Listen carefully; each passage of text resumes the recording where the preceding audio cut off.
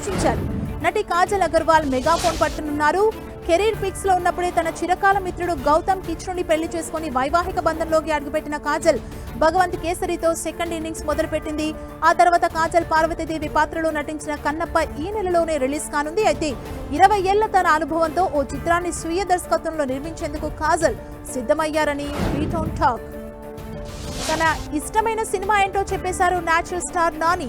తాను 10 ఏళ్లుగా చూసుకుంటే సత్యం సుందరం సినిమా బాగా నచ్చిందన్నారు. అందులో కీర్తి, అరవింద్ స్వామి ఒదిగిపోయారని, వారి పాత్రలు మాత్రమే తనకు కనిపిస్తాయన్నారు. ఆ మూవీ తన మనసుకు బాగా నచ్చిందన్నారు నాని.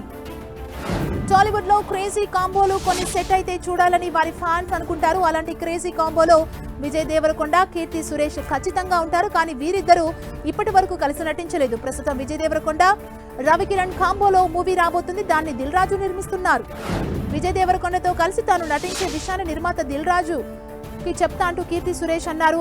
నిర్మాత చెబుతారంటూ అంటే ఇండైరెక్ట్ గా విజయ్ తో తాను కలిసి నటించబోతున్నట్లు కీర్తి సురేష్ కన్ఫర్మ్ చేసినట్లే అన్న టాక్ వినిపిస్తోంది.